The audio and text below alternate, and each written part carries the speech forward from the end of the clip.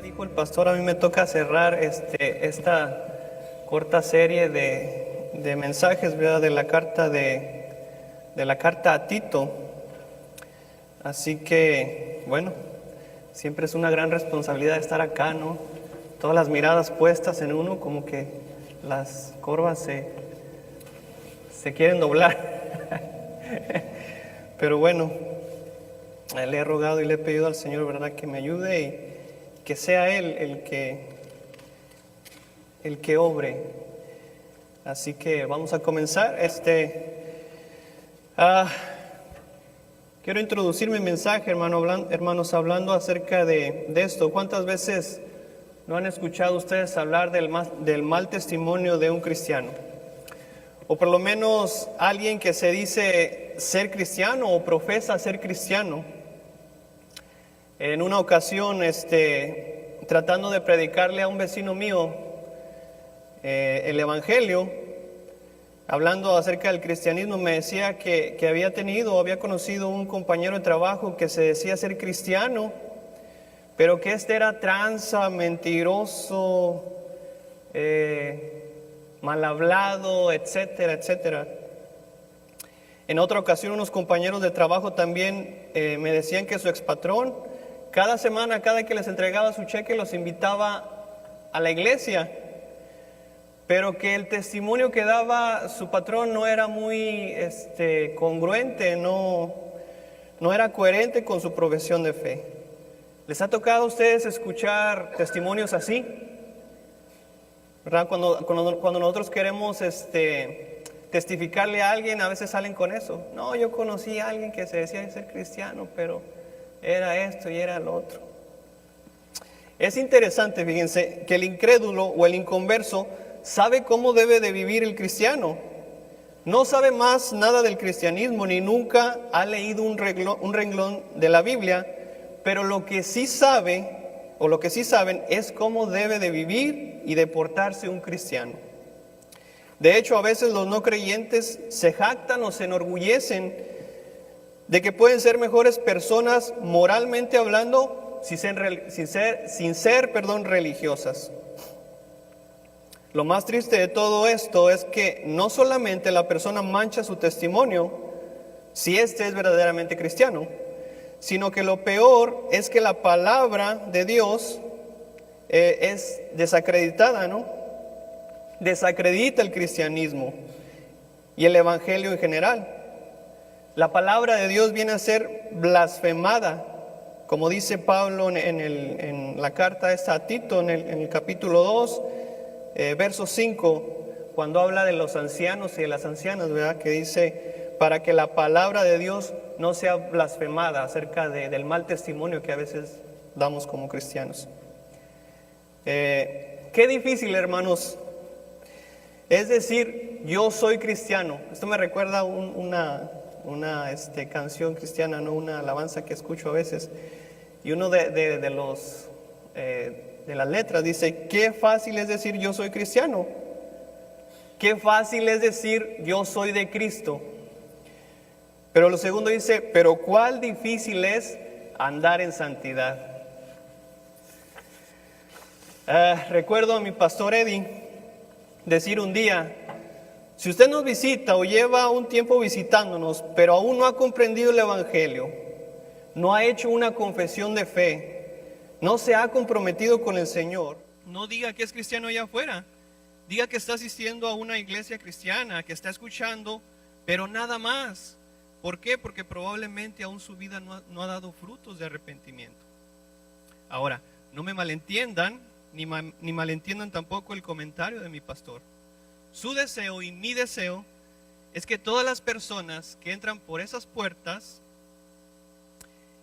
es que escuchen el Evangelio, que se transformen, ¿verdad? Que Dios los transforme y que eventualmente den frutos de salvación, que sean transformadas, que den testimonio de lo que Dios hace o puede hacer en sus vidas.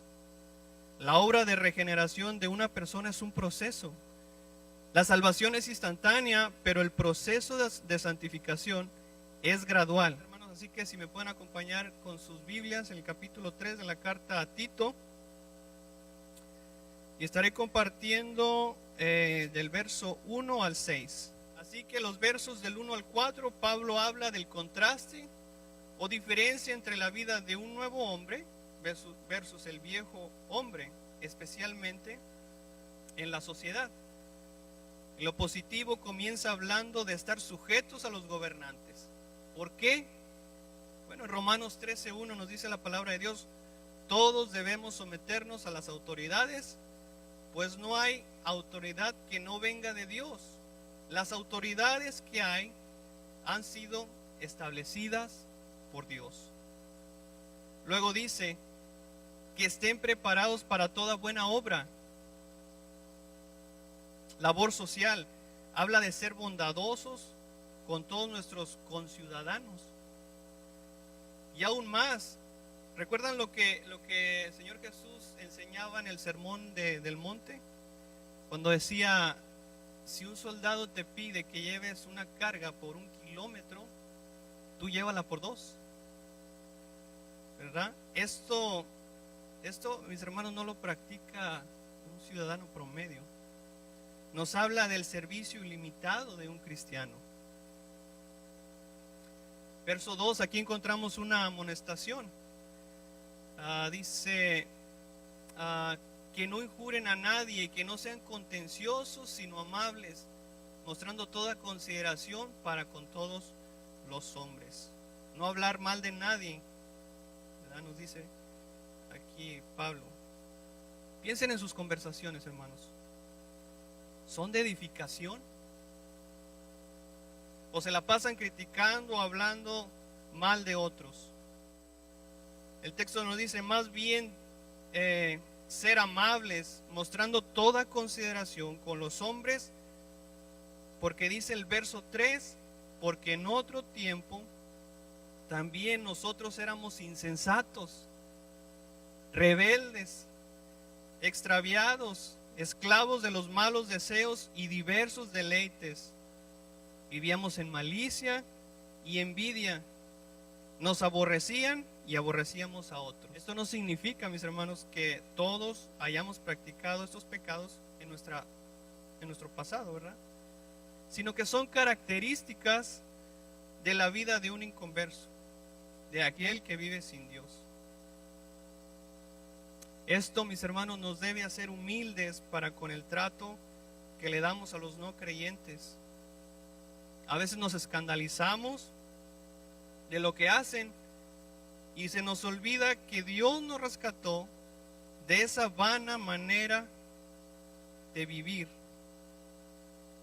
por gracia solamente, que si no fuera por su amor y su misericordia, aún practicaríamos esos pecados.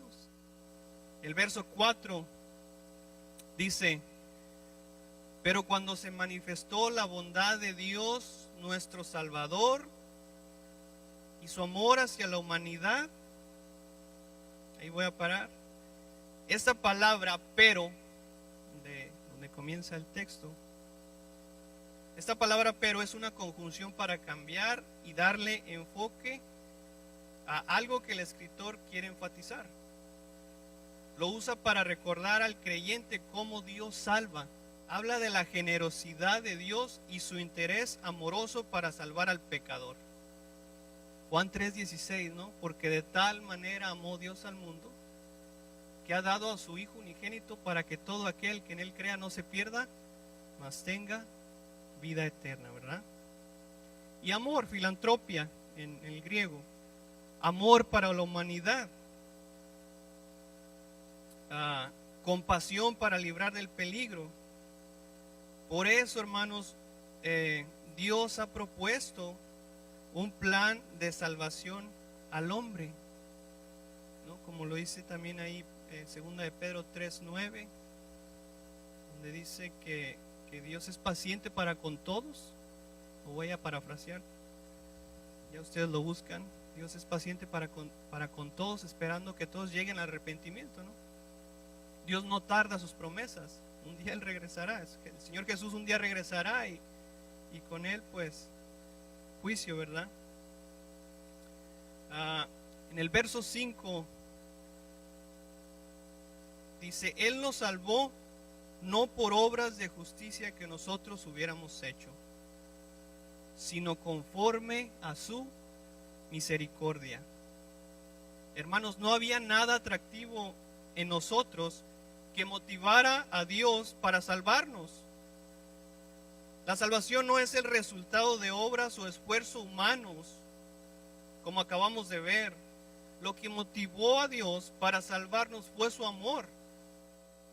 Gracia, favor inmerecido, misericordia. ¿No nos da Dios lo que merecemos? Que en realidad, si Dios nos da lo que merecemos, sería condenación. ¿Qué más podemos, qué más nos puede dar el Señor? Luego dice, por medio del lavamiento de la regeneración y la renovación por el Espíritu. Y luego en el verso 6 dice, que Él derramó sobre nosotros abundantemente por medio de Jesucristo, nuestro Salvador. Dos palabras claves aquí: lavamiento y regeneración.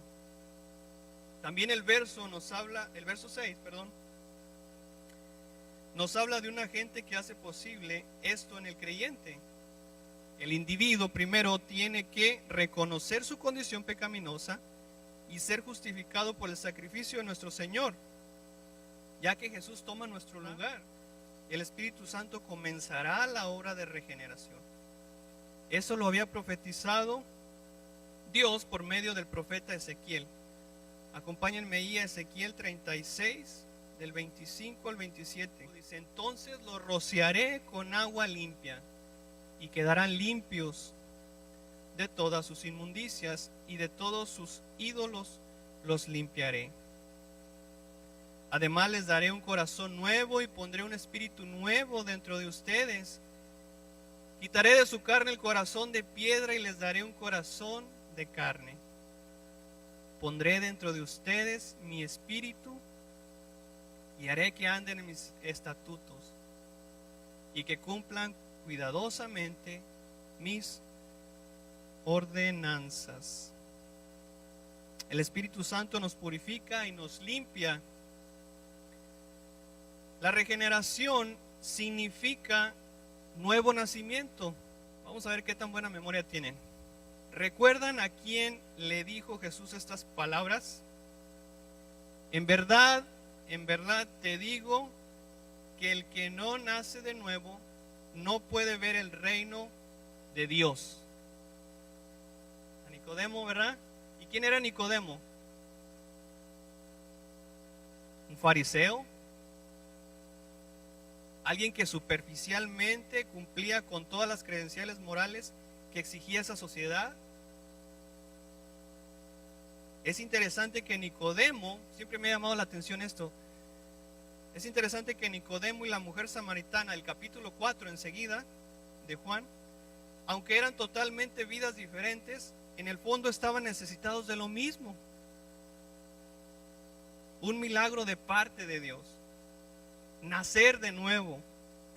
Por un lado, Nicodemo exteriormente parecía ser justo, pero estaba muerto en sus delitos y pecados. Otro fariseo, Jesús le dijo: los sanos no necesitan doctor, sino los enfermos. Yo no he venido a llamar a los justos, a los que se creen justos, sino a pecadores, aquellos que reconocen su condición. Por otro lado, la mujer samaritana llevaba una vida de pecado y no se escondía la mujer samaritana. Había estado con 5 hombres y el que tenía tampoco era su marido. Jesús le mostró su pecado y la necesidad espiritual de ser limpiada. Jesús le ofreció la solución: el agua viva, mis hermanos. Santiago 1:17 nos dice: toda buena dádiva y todo don perfecto viene de lo alto, desciende del Padre de las luces. La regeneración, el nuevo nacimiento, viene de arriba. No es algo que el ser humano pueda hacer. El ser humano está muerto espiritualmente, como hemos aprendido, ¿verdad? Génesis 3, estamos separados de la fuente de vida. El ser humano lo que hace ahora es tratar de huir de Dios, así como Adán. El domingo pasado recibí la visita de unos jovencitos, mormones. Y bueno, al momento luego se me vinieron dos cosas, ¿no? Decirles, miren, yo soy cristiano, asisto a una iglesia y vayan a otra casa. O recibirlos y platicar con ellos y predicarles del evangelio, ¿verdad? Hablarles de lo que yo creo, de lo que mi vida ha transformado, de eso, de lo que el Señor ha hecho en mí. Es interesante porque les preguntaba yo que me hablaran del evangelio que ellos comparten y me dieron 5 puntos. Entre ellos me decían que necesitaba fe, necesitaba buscar la santidad, buenas obras. El tercero era el arrepentimiento, el bautismo y no me recuerdo del quinto paso. Y les preguntaba yo, les decía, bueno, háblenme acerca de su testimonio. ¿Cómo fue esa vida antes y después? ¿Cómo fue esa transformación que Dios hizo en sus vidas? Y los dos voltearon a verse. Y luego uno dijo, bueno, pues, yo a los 7 años fui bautizado. El otro dijo, yo también.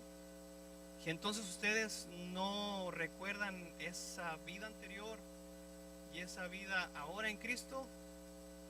Dice, no, nosotros no, siempre, básicamente me dijeron, siempre hemos sido justos, ¿no? Y bueno, se me hace difícil, ¿no? Porque a esa edad es difícil que un niño entienda y comprenda su necesidad. Claro, hay excepciones, ¿verdad? No voy a decir que no, pero se me hace un poco difícil. Ellos me decían, lo único que necesitas es fe. Y yo les decía, ¿pero fe en qué? ¿En qué? Digo, la gente dice que tiene fe en San Judas, en la Santa Muerte, en esto, en lo otro, pero ¿fe en qué? Y se volteaban a ver otra vez y decían, esa es buena pregunta. 3 cosas que aprendí en el estudio de esta carta a Tito. La importancia de conocer la sana doctrina, ortodoxia, términos que vamos a estar aprendiendo con él. Esto es responsabilidad de la iglesia, como decía el hermano Trujillo, ¿no? Nosotros necesitamos estar preparados y saber cuando alguien nos trae algo que no es conforme a la palabra. Es responsabilidad de los líderes también, ¿verdad? Prepararnos. Capítulo 1, ¿verdad? De lo que estuvo hablando el hermano Elías. Capítulo 2, la sana doctrina acompañada de la práctica, ortopraxia. Sé ejemplo en todo, de lo que nos estuvo hablando el hermano Carlitos. Sé ejemplo en todo. Y por último, hermanos, la fuente de donde brotan todas las buenas obras. Tito 3, del 5 al 6, dice, Él nos salvó no por obras de justicia que nosotros hubiéramos hecho, sino conforme a su misericordia, por medio del lavamiento de la regeneración y la renovación, por el Espíritu Santo, que Él derramó sobre nosotros abundantemente por medio de Jesucristo, nuestro Salvador. Es por la obra perfecta de Dios en el pecador lo que convierte a éste en una nueva criatura. Miren lo que dice 2 de Corintios 5:17. De modo que si alguno está en Cristo, nueva criatura es. Las cosas viejas pasaron y ahora han sido hechas nuevas. Mis hermanos, el llamado que hoy quiero hacer es para todos aquellos que son como Nicodemo, que se creen moralmente buenos. El problema de tratar de ser moralmente buenos sin Dios es que nuestras obras o sus obras no son motivadas por el amor y el agradecimiento a su Señor, sino que van a ser motivadas por exaltación personal, y esto es pecado. Por otro lado, si tu vida es como la de la mujer samaritana, de pecado público, y además no te importa lo que la gente piensa, ni mucho menos tampoco Dios, lo único que estás haciendo es acumular ira para el día de juicio. Y esto no lo digo yo, lo dice la Biblia. Miren Romanos 2:5. Pero por causa de tu terquedad y de tu corazón no arrepentido, estás acumulando ira para ti en el día de la ira y de la revelación del justo juicio de Dios. Creo que es en Hebreos donde dice que después de la muerte viene juicio, ¿no? Si el Señor regresa y seguimos en nuestra vana manera de vivir, nos vamos a quedar y vamos a recibir juicio. Y si morimos, igual un día vamos a tener que enfrentar el juicio de Dios, ¿verdad? Y Dios nos ha dado la solución para nuestro problema, y es Cristo Jesús. Termino con esto, hermano. Allí en Tito 2, del 11 al 14, dice: porque la gracia de Dios se ha manifestado trayendo salvación a todos los hombres, enseñándonos que negando la impiedad y los deseos mundanos, vivamos en este mundo sobria, justa y piadosamente, aguardando la esperanza bienaventurada y la manifestación de la gloria de nuestro gran Dios y Salvador, Cristo Jesús. Él se dio por nosotros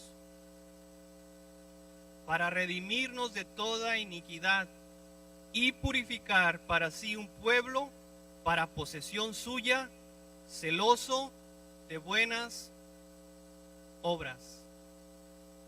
Así que mi oración para esta iglesia es que el Señor nos ayude a que nuestra motivación para negar la impiedad y los deseos de este mundo y buscar las buenas obras sea la esperanza del día que se manifieste nuestro gran Dios y Salvador Jesucristo, hermanos.